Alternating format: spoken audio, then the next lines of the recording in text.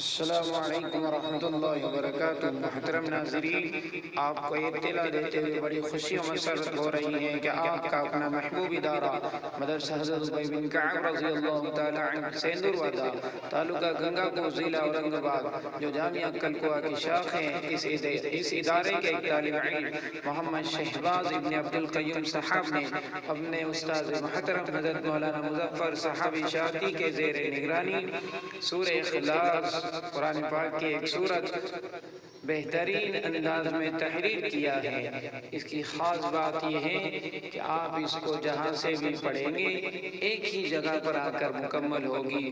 ضرور پڑھیے اور دعا کیجئے کہ اللہ پاک ادارے کے تمام طلباء کو اور ادارے کو ہر اعتبار سے تعلیمی ترقی عطا فرمائے۔